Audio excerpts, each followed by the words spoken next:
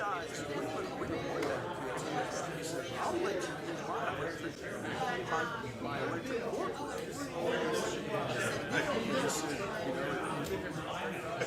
He said, Sherman Williams Corporation finds out, he said, they don't want you to be like helping our maintenance on everything. He said, we got to work with that.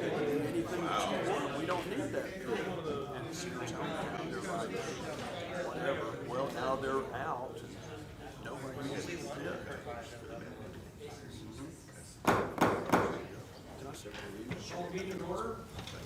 Roll call. Commissioner Allen? Present. Commissioner Norwood? Here. Commissioner Siragusa? Here.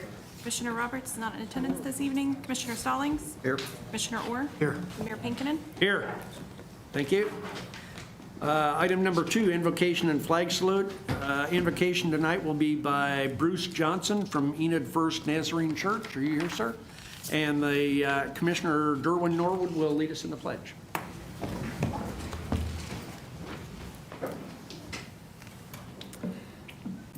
As I pray, let's all pray together this evening. Father, thank you for the opportunity to come together to do the work of governing our great city.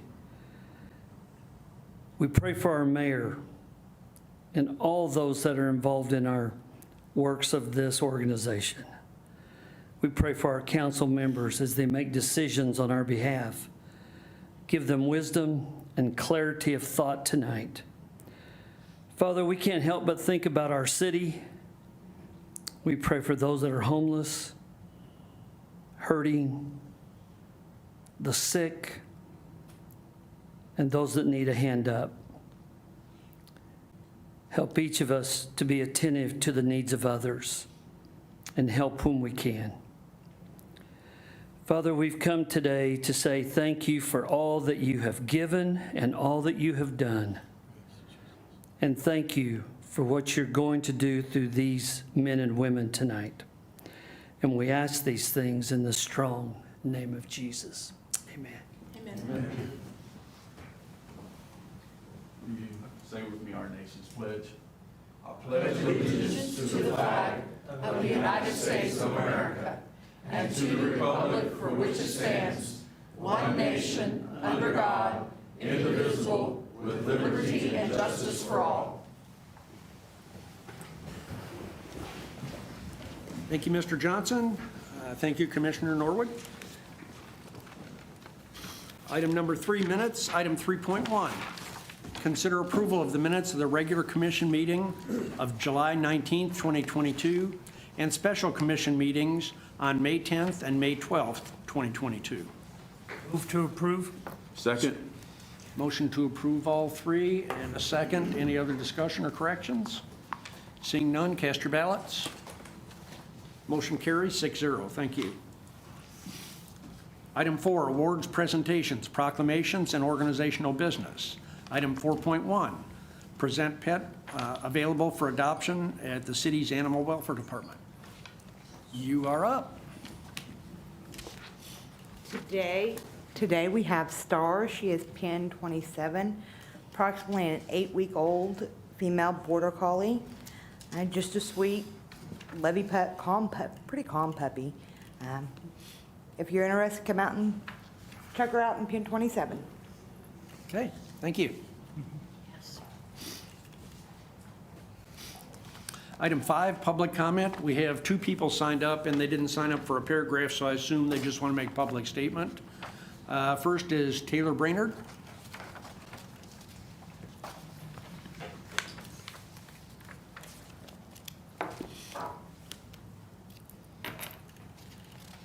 Hello, thanks for letting me speak. I kind of just have 2 requests, both about Glenwood Park area. In the handicap area, I made a crude drawing of some light, adding some light there. I've been up with a new baby and I live right next to the park, and I'll see cars parked there anywhere between midnight and 4. I just think some light would help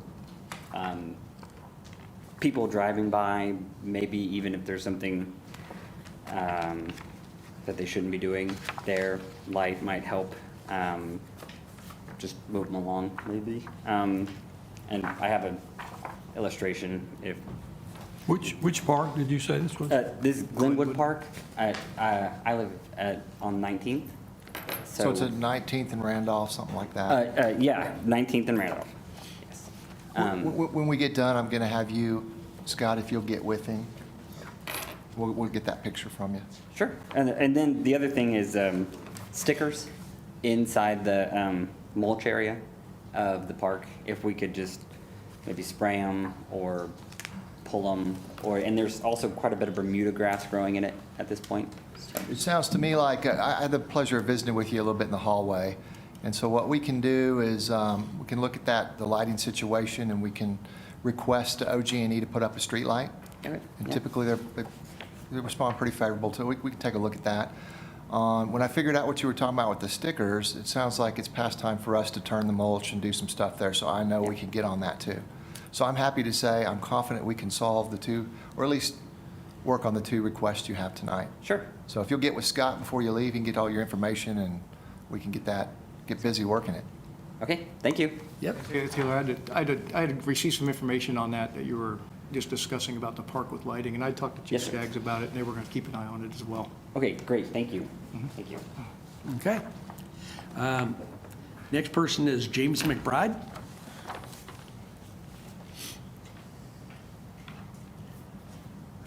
I hadn't seen you since high school. I didn't know you were still alive. Oh, my God. That's how we're going to It's a start class this. reunion. This is how we're going to start this off. Hi. How you been, Jerry? Very well, thank you, I sir. had I didn't know. This is the first time I've ever appeared at one of these. I've watched a little bit of them on, used to be Pegasus, so anyway. I'm James McBride, lived in Enid my whole life, 63 years old. I live at 1726 North Quincy Street. That's the corner of Quincy and Mulberry. In my backyard, and 1722, we own that property right to the south. Our backyard's going to the back of Sherwin-Williams Paint Store and Dollar General. It's the Mulberry Square complex. Okay, in between Sherwin-Williams and Dollar General, that used to be Sears' hometown store, and they went out. So El Patio is going to be putting a restaurant in there. And so they're already doing the demo and all that. So I've owned that property since '79 when I first moved in there. Where Burger King was Sherwin-Williams, and it burned down.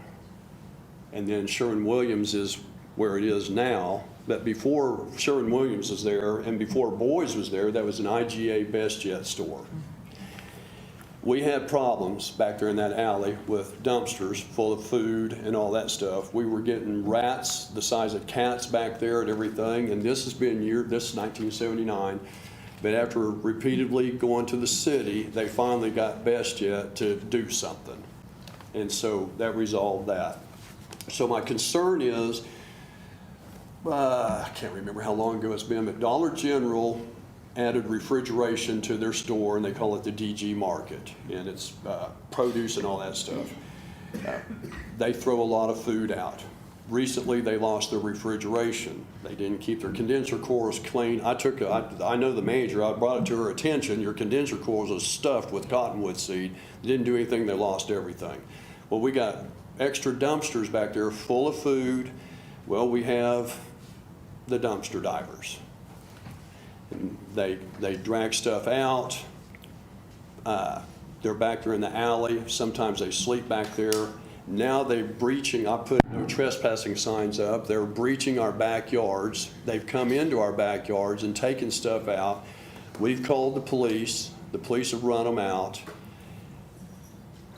It's a problem back there. I've shown pictures to Sierra, and it's Brenda and Scott, and I sent Scott, Code Enforcement Scott, I sent him pictures this morning of how trashy that alley is and the dumpsters. Okay, the concern is now we're going to be putting in a restaurant that's going to generate even more food. And I understand the grandfather clauses on these old buildings. I'm not saying they got to do something to the building. I'm saying that they need to do something to the perimeter of the building. If something needs to be resolved there, I've got a few ideas that could be some solutions. So we've got trash, alleys not mowed, the dumpsters. I talked to Tim Stevens the other day, and Tim's like, James, I'd like to help you, but that's a code enforcement, that's a legal department deal and everything. And I said, well, Tim, I got one for you. In the last 3 years, 2 different times, operators at 3 and 4 o'clock in the morning have gone back there and got a hold of a dumpster, and it was a fill-in operator. The regular operator of the solid waste truck was on vacation or whatever, put the dumpster up into the OG&E lines. There's some pretty good lines that go into Dollar General and to Sherwin-Williams. When they take those lines down, they kill the businesses, but me and 2 other houses are on the end of the line there. We lose power. And I said, even though those dumpsters are placarded and stenciled, overhead danger, power lines, back up 100 feet. After working at 30 years at Coke/farmland in operations, we all know that not all operators follow procedures all the time. So I think that that's a safety hazard as far as the electrical overhead. And I think there's a place that some sort of a cubicle could be put over to the north side with the dumpsters in there. The solid waste trucks don't even have to come into that alley. Sometimes they can't get in there because the Dollar General truck is pulled in there in the middle of the night. The driver's sleeping, getting ready to be unloaded, and solid waste comes in. They can't get in there. Tim said that his drivers had brought that to his attention. So I'm just asking, now that we're going to get a restaurant in there, more food generation, more health. These are just my concerns. I think there's safety, security, health. I think there's several things here. The Enid Beautiful, I've got those pictures on my phone right now. When you look at them, it's not very beautiful. It's actually pretty, right now, especially after this rain, to tell you the truth back there, it's pretty disgusting. And I'll be quite honest. I took advantage of this rain that we had, and these pictures I took that on purpose. Here's a worst case. So, just asking for your help and guidance and code or. Yeah, yes, sir. I was told you might be coming to a meeting, so I actually have some potential. I don't know if they're really answers, because here at the city, we have the same problem you do. Dollar General has a right to be there. They have a right to deposit their trash. And certainly we want them to do it in an orderly fashion. And gosh, we've talked several times about the homelessness issue, and I'm guessing that's what you're meaning by people rustling around back Yes, there. sir. We probably can take a look at that. Maybe Tim and Code can take a look at the placement of the dumpsters and see if there's another place. But what ultimately we're going to need is just like what you need. We're going to need cooperation from some businesses, because it's just tough. That neighborhood and that shopping center were not made and built with proper distances and setbacks. And I believe all of you folks who live there have chain link fences, so you have to. Which are torn up. Yeah. So you have to. Well, from the mowers, your mowers or their mowers? They mow just enough of the alley that you can see from the road. Oh, the shopping center The stuff that does, goes on okay. down past Lock Supply and everything, it's horrible. So the mowers have torn our chain link fence up, and my natural gas meter got hit again. I just finished getting that deal done with Oklahoma Natural Gas, and they stuck it to me when they prorated my bill because it broke the faceplate, the reading plate. And so I go back there and my meter is hit again. So I'm going to take that up with Oklahoma Natural Gas. But it's just a problem area. It is a problem. I was telling Sierra just a few minutes ago, it's been years ago, it was out at Coke, and we had a plant manager, and we had a meeting, and there was some stuff going on, and he blows up. And he says, all I ever hear is problems. When is anybody ever going to come with a problem and they got some solutions? I'll listen to you guys more if I got solutions. I've taken that to heart. You can sit here and complain, but if you don't want to be part of the solution, then you shouldn't be complaining. There's a truck pit back there. They don't use it anymore. At one time, they had it filled full of sand and clay. Sears Hometown came in and said they wanted it, so they dug all that out. Well, they're not using that truck pit anymore. The piping around it, the guardrails, horrible. They're rusted in two, they've been hit. Collects water, storm water from the building. When they pump it out, they flood our backyards. their sump pump gets full of trash, it burns their trash, it burns their pump up. So what I'm saying is, if they cut all that pipe off and filled that pit in with fill, right there on that corner would be an excellent place for a cubicle, and the dumpsters, the city solid waste don't even have to come back there. The trucks can do what they want, just on and on and on. But the other thing is, it's a traffic hazard. The 18-wheelers that come in there, they can't cut that corner because that pipe railing up. They play heck getting in there, and they have mulberry block for 20 or 30. We had a guy that jackknifed his truck the other day and almost got into an OG&E pole. And you know, nobody go. With the current deal on truck drivers, you can tell some of those truck drivers, they're not highly experienced, and they get all, and the other thing is, nobody from the store comes out there and spots them. And so sometimes they're backing down the street with no spotter. I mean, it's a traffic deal. And if that pit was filled in, I think that could help the trucks, eliminate the traffic, eliminate the hazard of getting a dumpster up there. I mean, I think that'd be a feasible solution. Is this pit on the Dollar General or the Sherman-Williams? It's on Sherman-Williams. It's on the Okay. north Okay. corner of Sherman-Williams. That reminds me, Brad Waken either owns that or Yes, he manages does. that, and I'm thinking Brad's going to have to be part of the solution too. Yes, Brad, we Quite go back a frankly. long ways. We've discussed this before. Great, great. I do appreciate and have recognized you're offering some potential solutions. We will try to work with those folks. Brad, if you're listening, we're going to be calling because we need some help. We're also going to be starting a new award I was just telling the mayor about today. It's called Friends of the City. And don't have exactly what it looks like yet, but I am looking for people that have solutions, and even more than that, people that just do stuff. You know, you remember JFK? You talked about Oh, yeah. don't ask your country what they can do for you. Tell us what you can do for your country. We need the same thing in the city. So we're going to reach out in that spirit to those tenants, but probably, Brad, we need your help. And so we'll do what we can, and if there's something we can do to secure the trash or something, or if there's code violations, I know we have people that will write those. But the reason that we're having the issues is there's not enough room. I've seen it on the map, and I'll probably drive by it on the way home tonight, and it's just too narrow for the trucks, for the trash trucks, for the gas people, for everybody. So I feel for you. Lived here in Enid my whole time. I mean, tell them my background and whatever. I was with Champlin Refinery. I worked both sides of the fence, operations and maintenance. Worked out at Lone Mountain at the hazmat place for 10 years, and then I just finished working 30 years for Coke Farmland. I've been in operations and maintenance, and there is absolutely no problem wherever, I don't care wherever it is, there's no problem that can't be resolved as people get on the same page and do a little cooperating and assess the risk. We can do anything if people just want to work together. You've gotten me fired up, and I appreciate your spirit. And I got a bonus out of this. You went to high school with Jerry Allen. So we got to get something played done. trumpet together. We were in the jazz band, Enid stage band. We even played for Phillips's stage band. Yep, sure did. Got a trip down memory lane, too. You bet.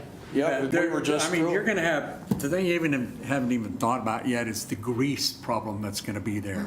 Yeah, they have Most to- a lot of restaurants in town, you separate your trash from close to the restaurant. So it is not uncommon for that to be done. So there needs to be a few people that get on this page. But what you're talking about sounds like that might be the area. So everything's got to be moved, but it's not going to be just dumpsters. You're going to have a tank of some sort used to put their used oil in for their fryalators. Right. And that's the biggest mess if it's not operated or, maintained properly.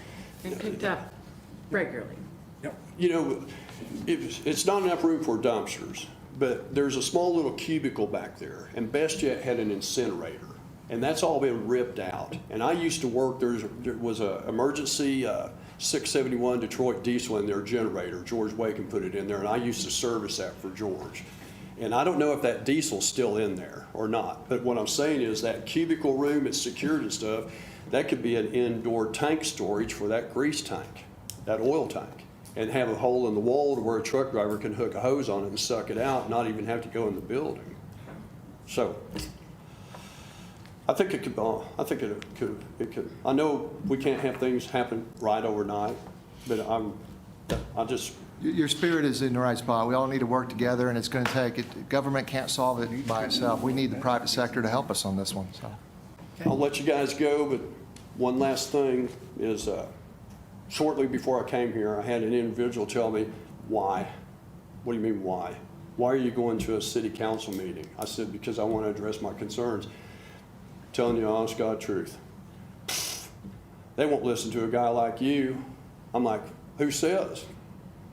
Nah, you're just waiting. I said, everything's a process. You got to initiate it somewhere. If I don't come forward and say something, and then it really, really, really does become a problem, everybody has the right to say in this room, we didn't know. You didn't say anything. So now it's on the record that, and I think that mentality, not voting, not speaking out on stuff, I don't think that's right. Well, further, it's a mentality of trying to keep you from doing something productive. So that happens in life. That's people. So I appreciate what you're doing. We will try. It's a hard problem, so I can't tell you that it's going to be solved. It's going to take a lot of help from the private sector. I just know that. But one last thing, as far as I didn't know what to expect here. I was a little nervous. This ain't bad. you look like a natural to me. You might become a regular down here. I'm actually kind of relaxed here. I could keep talking all night, and you guys just get them out of here. Thank you very much. All right. Okay. Item number 6, administration. Item 6.1, hear an appeal regarding the code official's determination that 120 East Broadway, 122 East Broadway, and 124 East Broadway are dilapidated and subject to demolition pursuant to Enid Municipal Code, Section 9-11-2, and make a determination. Hey, Scott Garnett, our new code official, is going to take you through this, but I just want to preface this. The city doesn't want to tear anything down. That's not our purpose in life. Our purpose, and there's a picture, he'll take you through the slides. We just want, again, this is the private sector. We want the private sector, the owner, to do something. And we have had some communication, but we want to tell you the whole story and how we got here, and then we need to figure out what you want us to do moving forward. So Scott, take it away. All right. Thank you all. Kind of go through the history real quick. We started dilapidation beginning of March. Towards the end of February, we started it, and it actually kicked off at the beginning of March of 2022. They had a hearing on April 20th. It was declared dilapidated on April 20th, but we went ahead and pushed to another meeting on May 24th of 2022. On that date, I had just came in on that date, and so between Mr. Pert asking and myself asking, we kind of pushed it back a little bit further. I got with Mr. Pert. I think you guys have seen those emails back and forth, kind of discussing when we can get a date. Finally got a phone call with him on June 13th here. And then we kind of just moved on to the July 18th meeting, and that's when he asked for another extension, and so now here we are today saying here is the dilapidation. We're asking, code has found it to be dilapidated, and he has requested an appeal. We're saying, will you uphold our appeal or say it is not dilapidated? So we'll go through the slides real quick. I think this is do we got any back? And these are the three buildings. This isn't the Broadway Tower. It's the Correct. three buildings directly to the east of it that Correct. we're talking about. So this is 120, and I can kind of show you here. This will be 120 here, 122, and then 124. The lot lines look to be right about here. So this is the front of it. This is an above picture. I got these from two different areas.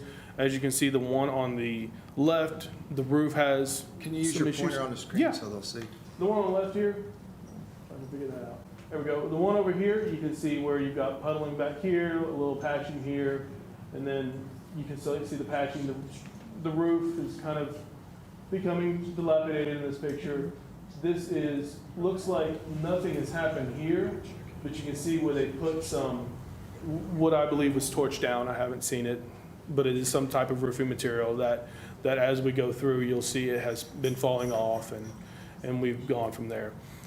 Since we are dealing with 3 properties, I've just kind of gone through here. This is the front picture. This was taken on March 1st. You can see the boarding on the top windows there. This is on, there it is, July 8th. So this is just more recently. This is the interior of the building. This is taken on March 1st. And you can tell the floor looks like it's already buckled. In other pictures, you will be able to see, you can probably see right here. This is where the wall is actually starting to cave in. This is also on March 1st. You can see where these joists have kind of fallen in also. This is on July 12th. Nothing has changed. Looks to become more dilapidated. I think this is a better picture of the wall falling in along here. And this was on today. We went by and got another picture of it to kind of show that there has been no change since we started. This is also today, what you can see in this one is we know there is roof damage where we can see the sunlight coming through. This is in the back of the building. This is from the alleyway. They did have roofing material. If you'll look, the boards here, this is in March. The boards are here, all this, and you can see tires over here. And this is gonna be in July. Appears nothing has changed over that time. This is the next building. Boarded, secured. This is in April. And here we go to July. What we've done here is we asked that rope be placed around it because you do have the roofing material that's falling out, causing a hazard to our citizens. This is the interior of it. I'm just going to kind of quickly go through these because you'll see the timeline of deterioration. And this was taken today. So this is the current state it's in. There's 124. There was nothing really to identify in the back of 122, so I didn't produce those pictures. This is the edge of the building, so this is going to be that far side. This one here, you can see. I'm going to also go quickly through these, but what I do find interesting, this room here does not move over time. But what you'll see is as we go through the dates, here's April, here's May, July again, and then this is most recent. And this is kind of where we start talking about the water, the penetration through the roofs. All these buildings look to have water inside and being inside of it. This is just showing the roof also. You can tell where we've got some open spots. You can't see daylight, but we do see that it is there. This is the back of the building. So you've got some windows that still need to be boarded and secured. Roofing material hanging off. This is another picture of the back of the roof. I know in a letter I just gave you guys, this is the ladder they are discussing that needs to be removed. And this is going to be May, and this is March. This is just the exterior of the building on that far side. And that is all the photos I have. At this point, we did receive an email from Mr. Pert and Mr. Gauss. I apologize if I mispronounce his name. Ghost, thank you. He did give us a timeline along with stating that the outside of the building is good. The inside needs some little bit of attention there. I believe you have those emails in front of you there. And that timeline looks to be about 6 months.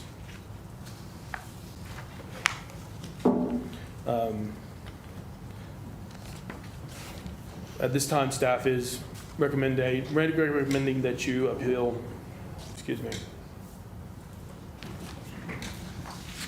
So on that 120, does that share the west wall of 120? Does it share the east wall with the tower? So we're not completely sure on that. What I did look at, if I can go back that far. So what we did look at is you can tell that it is actually starting to pull apart from it. That's not a good one. Might take too long. But it does look like it's pulling away from it because of the way it's looking here. See, here's a good identification of it. In the interior here, you can tell it's pulling apart, but I don't know if this is going to share the wall or not. It looks like it was added on at a later date, but that would not prohibit it from being removed and shored up and secured.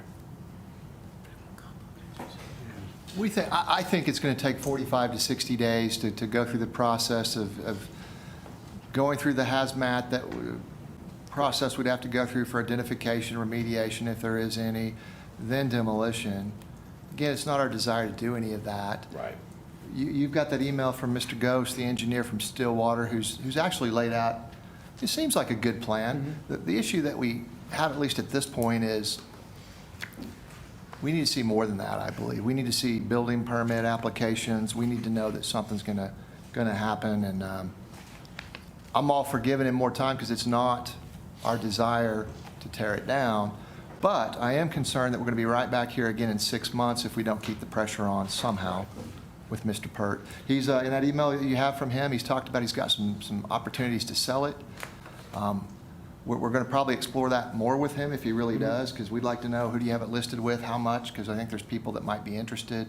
And we're all for if you want to fix it, but please have your engineer give us a plan. That's, I think we need more than an email, but we do appreciate, we have had, I think you have had more contact with Mr. Pert in the last month or month and a half than we probably had in years. And I think the reason is because we're going through a dilapidation demolition process. So I think that's your conclusion, isn't it? It is, yes. And so we're open to your feedback and ultimately what you want us to do, because we're kind of at the end of what we can do. Right. Is it the same guy that owns the big building? Yes. Okay. And this is separate. We're not trying to bite off the big building yet. There may be some people that want to do something there. I see Eli in the audience, and I know, Eli, you could probably tell us about the building, and that was from 10 years ago or 15 when you sold it. Yes. Or your dad did, and Lou Ward. I answered lots of questions about it. And I have some concerns about 120. 120's been this way for 12 years.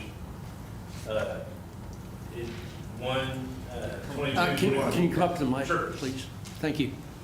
thank you for appreciate coming, letting me because speak. you've got information that's helpful. 120 was uninhabitable when it was purchased. We moved any tenants out of there. Some people wanted to practice, band wanted to practice there, Billy Beck actually, and a pipe fell through the ceiling and almost hit him, and so I told him he couldn't even practice in there. He was working in the building. 122 and 124 both were habitable and had tenants at the time. Blue Jays Barber Shop and the Felt Bird were both there. And so this is all that dilapidation's all new. I don't believe 120 doesn't share actually structural building with the tower, to my knowledge. I was texting my dad to see for sure, but Isn't there an opening though from, that's like, it seemed like it was a little, I think it was a jewelry store back in the day, but I mean, can't you pass from Broadway Tower into that room? No. No, okay. No, it's a firewall. It's never been opened in my time with the building. Okay. And so nothing's happened since 2012. It's only been 10 years, not 12, but nothing's happened. The outside wall that faces that parking lot, I know for a fact if that's not addressed, it will leak. And it has leaking, and it is leaking. That's happening now. I guarantee it. There's no way that it's not, because it had to be addressed every year. Those bricks are deteriorating. They're deteriorating, they're falling apart. The tower itself, that's not on tonight's agenda. There's problems there too. Number one, and I'm going to say it just because I've been saying it for a long time, the antenna pole on the top needs to either be taken down or needs to have a beacon on top of it, because a Metaflight helicopter is going to hit that, and we're going to have a problem. It hasn't been lit in a year, and the entire time he's owned it, he's never registered that antenna with the FCC. When I tried to get it re-registered through the FCC, they sent me to a lawyer page that instantly tells me that my lawyer needs to write that email and not me. And so I kind of stopped that process.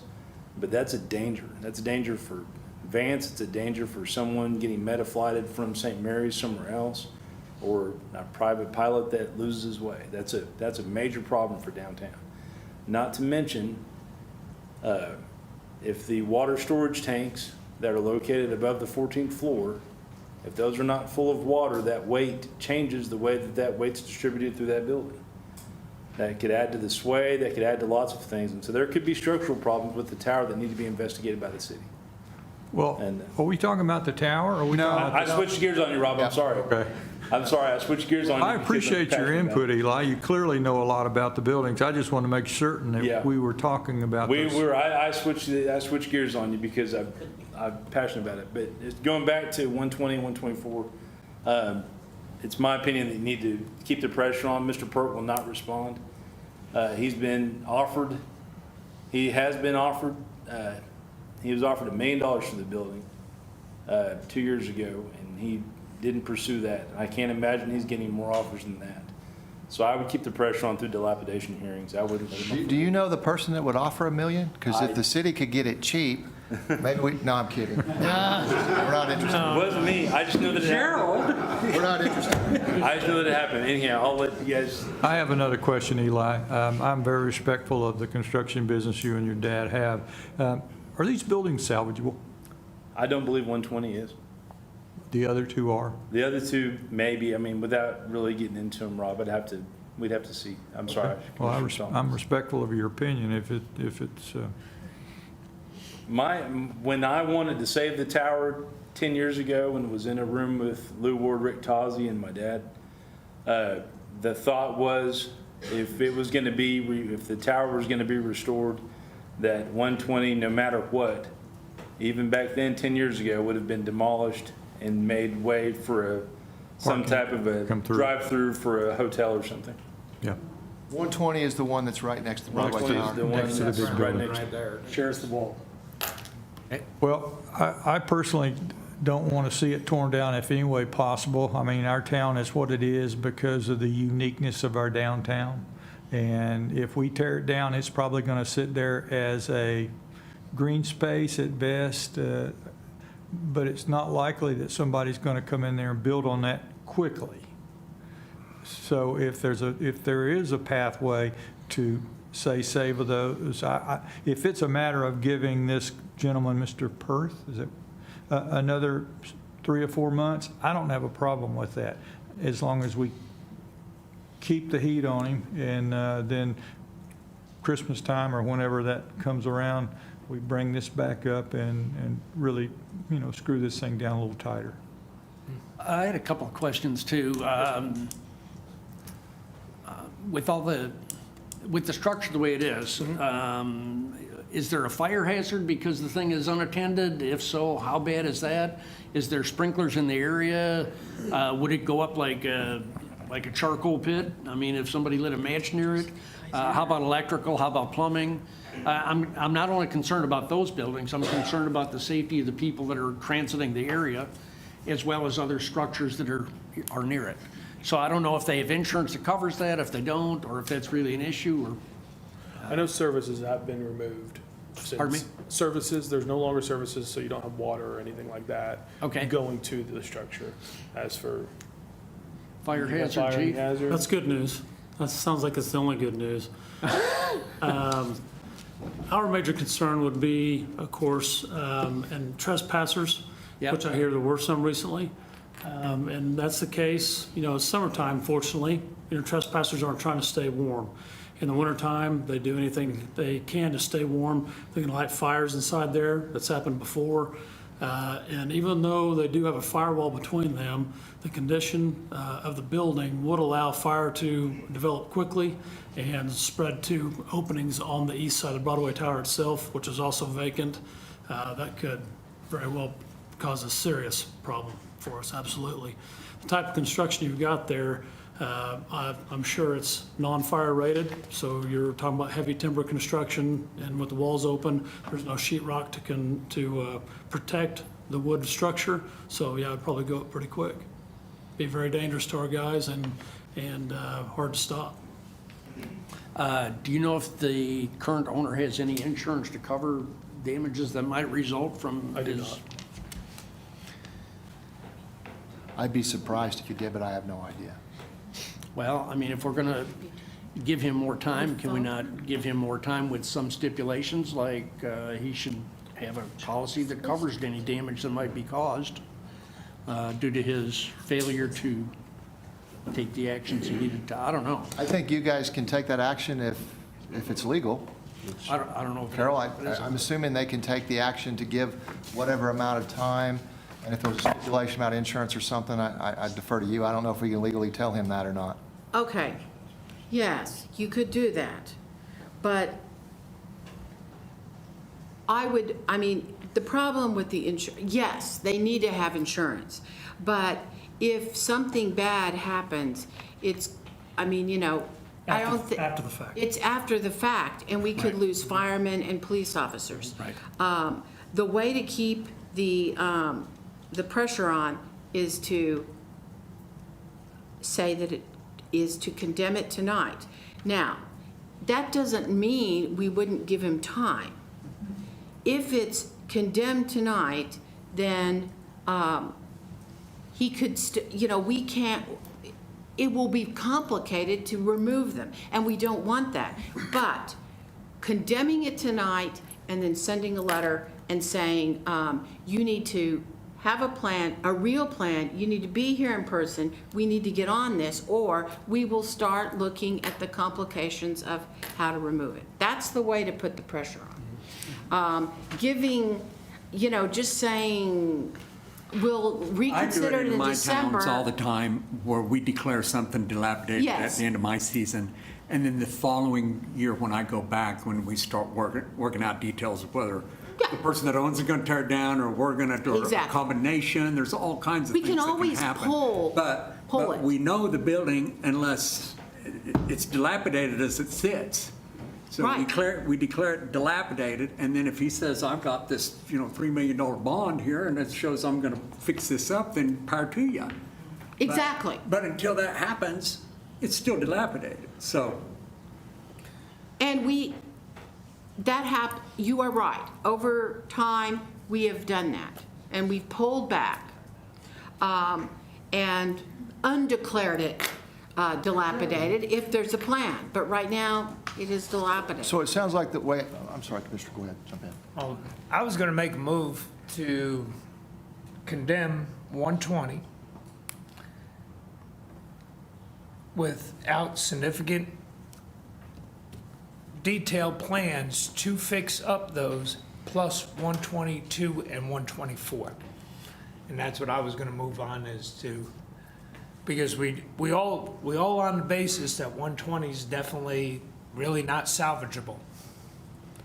So with the combination of 120, with the stipulations that 122 and 124 get fixed in a variable time, and significant work being done to 120 to make it habitable and safe, and give him that pressure there and say, get on it now. Right, so code has already declared it dilapidated. This is the appeal hearing. So my understanding is you would uphold code's decision, and then we would either move forward immediately, or we would move forward, you know, in a timeline. Is that? I respect what you're trying to do, but it might be putting too much sticky in there. And if we just call it 120, 122, and 124, however, and just call that, and then put the burden on the operator to declare, well, I want to fix this or that, but if we say, Well, then it that's gets what too I'm saying, confusing. is the combination of the 120 based on the fact that it's, and that might kickstart the process for the other two. Yeah, instead of calling it out that way, maybe ask the owner to give a detailed assessment by structure of what's going to be done, not just, we're going to replace all the roofs. Here's what we're going to do in 120, here's what we're going to do in 122, here's what we're going to do in 124. This is the timeline we're on. Also, their But- first thing was that they said in the next 10 days that they can have it boarded up, the ladder off and everything else.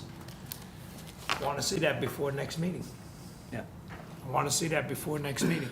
If they could do that in 10 days, get it done. 10 days. We got 14 days before our next meeting.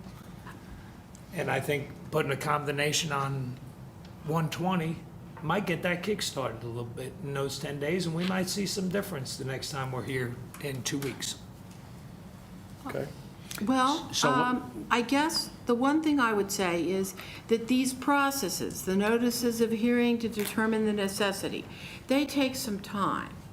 And if you don't say that they're condemned now, then if you grant his appeal, give him time, and it's not dilapidated, we can't bring it back by the next meeting. I mean, we've got to serve the guy. So I guess what I'm saying is, I really recommend, if you believe that they are dilapidated, that you deny his appeal and then let code give him time let administration take care of it. But, it is not realistic that we can go through the entire process and have it back to you at our next I meeting. don't want it back to me in 2 weeks. I want to see something done between now and 2 weeks that Okay. we're moving forward. Because you're going to tell me that in 2 weeks that he can't do. No, he boarding of- can do it. I'm just telling Exactly. you that the law requires a hearing before it comes back. If you don't approve, if you say, okay, they're not dilapidated, then we start over. Yeah. And it takes longer than 2 weeks. Now, for him to do something good, he could be doing something good right now. But I doubt it. Exactly. So I you're, make a motion that we deny the appeal. Second it. well, you had a motion on the floor. No, I said I was talking. talking. Oh, I thought I was, When you said moved, I took that to mean, okay, all right. I didn't So say I was going to move. I said I was thinking about moving to. Okay, all right, I misunderstood. Jerry, what was your motion? My motion is to deny the appeal. Okay. Let code do its job. Okay. Okay, now what happens? Well, somebody needs to second my motion, and then No, we I vote know on that it. part. If we pass the, So then it puts it back in Scott's realm. Okay. And if the man really wants to do something, he will become very earnest. And Scott will hear him out. And then he will do his job as to whether we continue, the okay, walk us through your process or the- job if we So deny it. What I've got, if you deny his appeal, you've got a timeline in front of you from an email I've got. It goes through, our process would take almost 60 days, getting quotes and all that stuff. So if it is For approved. demolition. For demolition, yes, correct. After we check for asbestos and health concerns and all that stuff, we're figuring about 60 days. That kind of falls in line with this third mark here, where we get all of our engineered plans, everything that we need to know that we are moving forward with that. If we get those things in the same timeline that we're working this demolition, and we get that stuff, we can stop the demolition. And then we set that demolition on pause because we've got forward motion. If at some point he decides not to, that's where we unfortunately have to move forward and proceed with demolition. We would prefer that we don't have to pay for the demolition, obviously. It's sometimes hard to convince them to do that. On the other hand, if you took those 3 properties down and now you have this wide open space, maybe he could build something else there or whatever. I don't see that happening, but I mean, those are the options that are out there. Yeah, parking are there. Well, I'm confident nothing's going to happen in 60 days other than we're going to work the process if you deny the appeal. If you don't deny the appeal, we're still going to work the process, but then the pressure will be off, and my guess is that, again, because I think tomorrow you can be in contact with him again. He's been responding by email, and Correct. you've been talking to his engineer. We don't know if his engineer's been engaged by him, but his engineer said he could have a plan in 45 days. Well, we probably need to let Johnny know, get the plan in 45 days into our Right. hands, because, again, it's not our desire to tear it down. Right. Well, if we don't move on this tonight and tell him that he needs to do that, is there any downside to us? Do we lose some ability to do it again? Yeah, we start over again, because this is, the process. that would be approving his Day one. appeal. And that's what my motion is, to deny the appeal and keep I moving forward. suppose you could, if you don't take action and you decide, you could table it to another meeting. But, you know, I mean, I'm giving you all the options, but if you grant his appeal, then we start over. Well, as I said before, I don't like this guy jerking us around, and it's clearly what he's been doing for quite some time. But by the same token, the cost to demolish those 3 buildings is going to be a significant number Correct. if we demolish all 3 of them, and it's going to come right out of our bottom line. So I'd rather somebody else do that if it's possible. Unless you have the tools in place to do it one way or the other. Well, that's what I'm trying to Yeah. figure out, is how do we serve both of those? If you deny the appeal, then you're going to go out and start getting quotes. You're going to figure out what has to be remediated and get Correct. quotes. So we'll figure out all that. And then I think at some point by law, you're required to send a letter to him, I think, telling him all Stating these how costs, much. giving him the opportunity to pay for it. Right, he which has, is what Jerry's right, talking and it's about. always cheaper for him to do the demolition. So he still has the option to either say, I'm demoing it because it's cheaper on my end, or here's the plans, this is what we're doing, please can we stop the demolition? And- So if we do the demolition, does he pay us? Correct, it's a lien on the property. Okay. All right. I think we have a motion to deny and a second. Is there any other discussion? Okay. Seeing none, please cast your ballots. Motion carries 6-0 to approve the,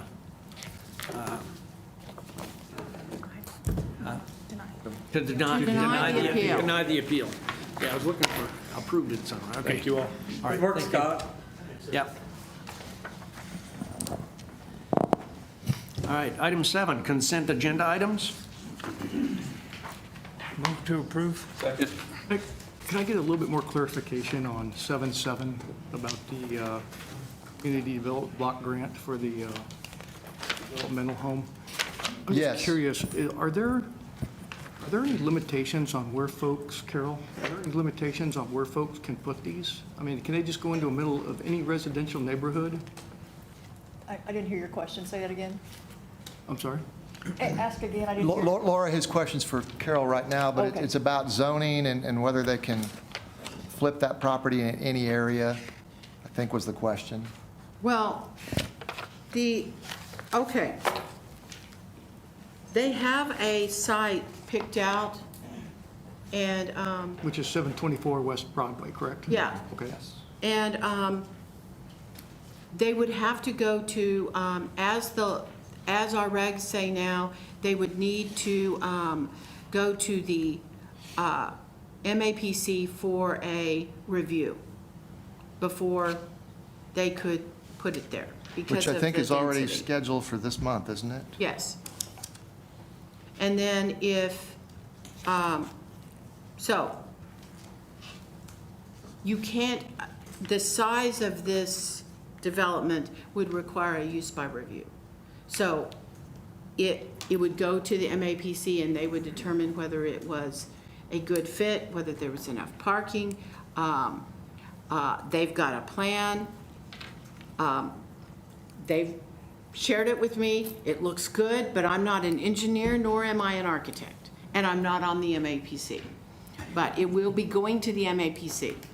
Then it So- comes back to, then it comes back to us for the, then it comes back to us for approval. No, not necessarily, no. No? If they approve it, then, well, I should say, if they approve it, then it's not likely to come to you because. Because we've already approved it tonight? Well, because we've provided the money and because, like, our planning department and Gerald and Scott and codes think that it would be okay. Use by reviews don't come to the city commission. MAPC approves those checks. Yes. Now, there has been, a long time ago, there was a use by review that was approved, and I believe the city manager brought it to the city council because he didn't think it was a good idea, but that's Let's not the case complicate here. this. Okay, Don't want to I'm just complicate it. That's not saying- going to happen in this situation. I know that, but you were saying it never can happen. It has happened once. Okay. But yes, if you approve it, then it's approved. I mean, I'm saying that because you're on the MAPC, right? Right, okay. So there is a review. So you're telling me that are there any restrictions if somebody wants to buy a house and turn it into a developmentally challenged home, for the developmentally challenged, they can go to any neighborhood and pick out any house and just put that right in the middle? Yes. Now, no change. But it still takes a use by review, unless it's If permitted it's- use in that If zoning. it's over 5 people. Okay, yes. If it's less than, 5 residents, if it's 5 residents or less, there is no review at all, because it is, because it's protected by the ADA. Okay, that concerns me. I have a little bit of concern about that. Because, now what, I want to go back and ask you a question I may not have asked before, and I'm sorry I didn't cover this before. So, are there going to be, what kind of, are we talking developmentally challenged, mentally retarded? What are we talking for, rehabilitation, criminals, alcoholics, drug users, any of those people? Rodney can be- Fowler's here. He could probably Fowler address that can- if you want to hear from him. Speak to it. He has a plan. I guess what my concern is, I don't just want people coming into any neighborhood and putting in a home with, we got children around, and my concern is, what kind of folks are we going to be putting in these homes? Well, so this is reflecting on a little bit of our earlier discussion and the protection of the ADA, and I'll make it really brief. These individuals are, have a substance abuse problem and they're in recovery, which was by definition through the Fair Housing Act, defines them as being a disabled person. And so therefore, being a disabled person, they're protected through provision of residence to where actually they could, the short answer to the question is, yes, these group homes can be in any neighborhood, and that is a protection through the Fair Housing Act, which is protected by the ADA. But explain your program.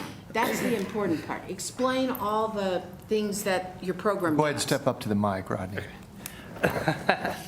Our program, we do provide group homes for people with substance abuse coming out of treatment and/or incarceration.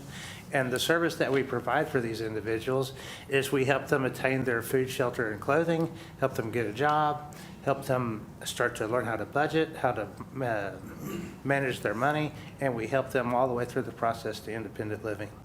There are tests to make sure that they are clean, right?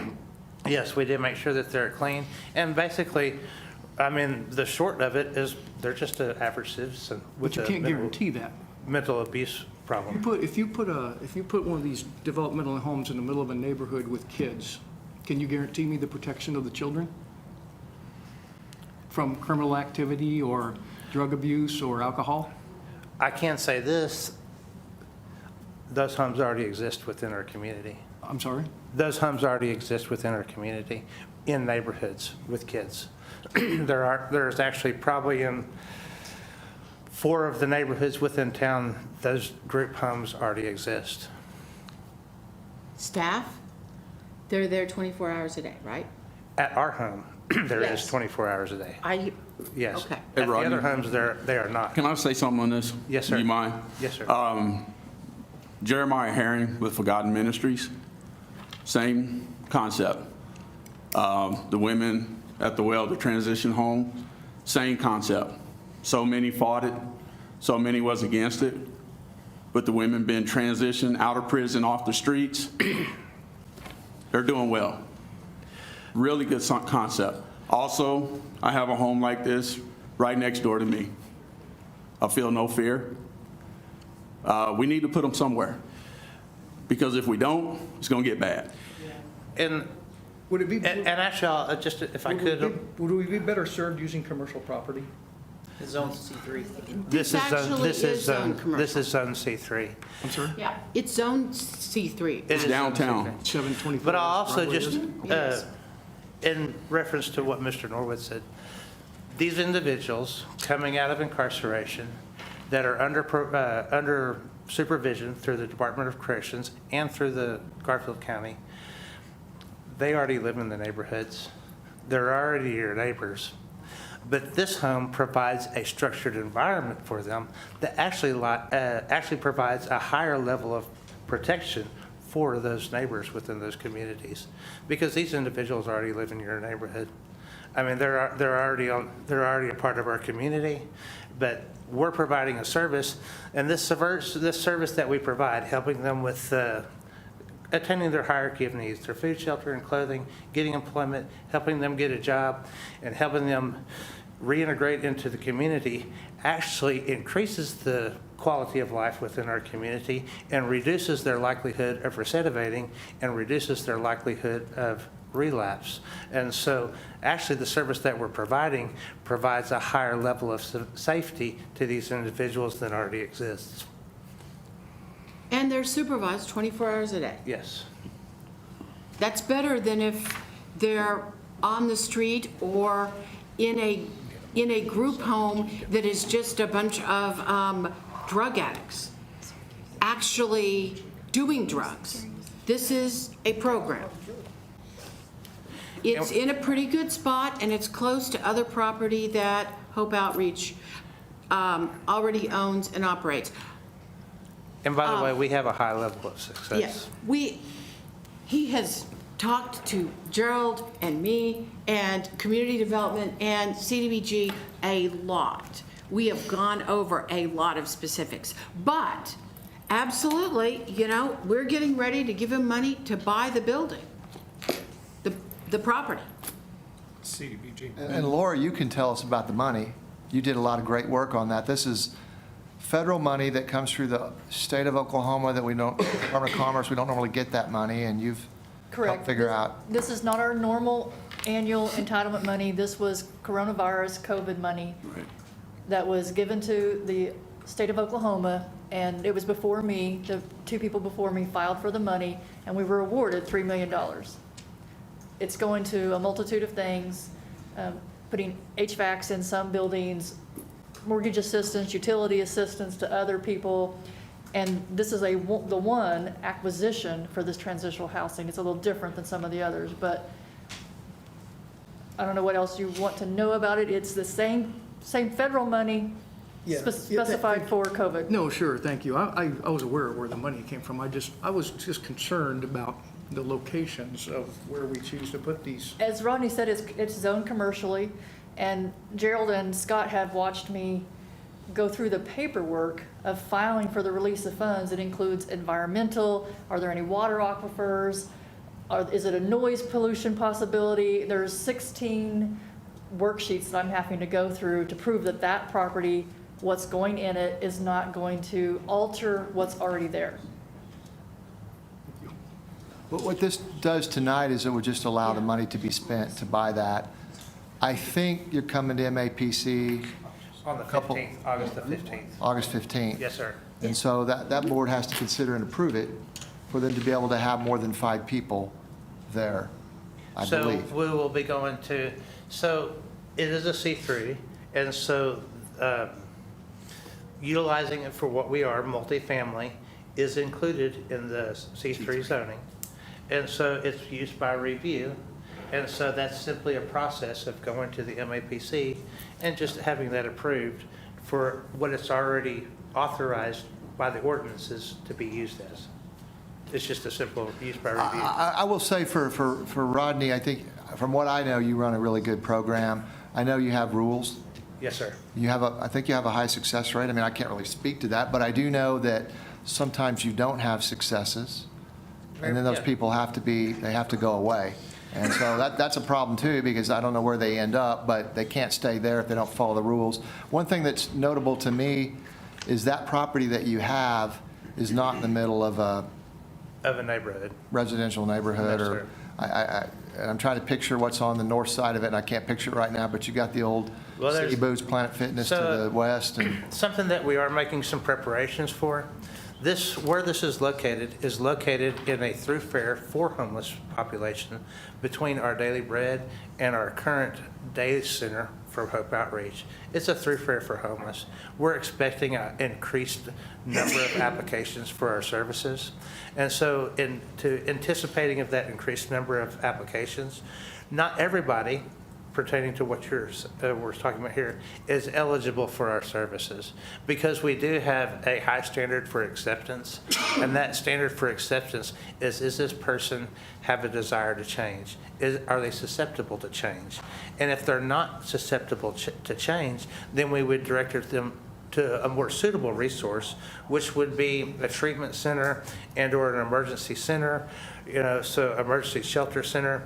So upon them looking to receive services, our first step in that process to determine their eligibility is to identify what their needs are.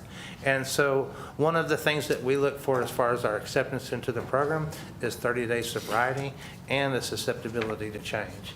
And so that is a significant part of our success rate at the program, because we are only accepting people that are wanting to change.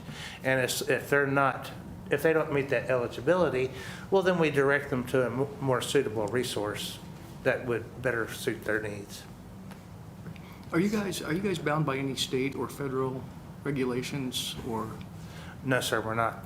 Actually, as far as the way that it operates, it's considered per federal guidelines as we're protected by the Fair Housing Act. And that's where we were talking a little bit earlier about the group home situation. These individuals are actually defined as having a physical disability. And so therefore, we're simply providing them a residence. Thank you very much for the explanation. I appreciate it. Yes, sir. Yeah, thanks. Okay. Where we are is consent agenda items. We had a motion by Commissioner Zaragoza and seconded by Commissioner Allen to pass the consent items agenda. Then you, Scott, you asked a few questions. So where we are now is we need to take a vote on whether or not to do that. And if you want to, I guess if you wanted to withdraw that, what I would say in the future, if you see something on consent agenda items that you want to talk about, I would just ask before we start the motions to pull that from the agenda and consider it separately, and we can do that. But for purposes of this, we have a motion and a second on the floor to accept the consent agenda items. Any other discussion? Hearing none, please cast your ballots. Okay, motion carries 6-0. Thank you. Item number 8, recess to convene as the Enid Municipal Authority. Item number 9, all trustees of the Enid Municipal Authority regular meeting are in attendance except Commissioner Roberts. Item number 9, the trustees, that was number 9.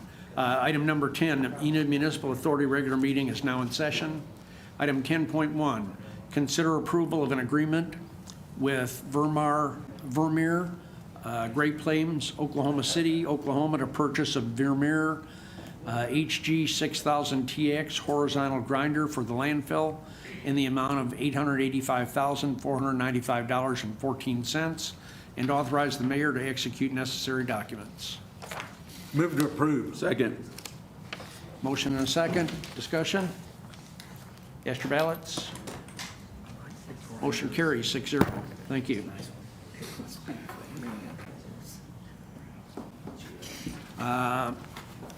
Item number 10.2, approval of claims in the amount of $346,541.53. Move to approve. Second. Motion and a second. Discussion? Cast your ballots. Motion carries 6-0. Item 11, adjourn to convene as the Enid Economic Development Authority. Item number 12, all trustees of the Enid Economic Development Authority regular meeting are in attendance except Commissioner Roberts. Item 13, Enid Economic Development Authority regular meeting is now in session.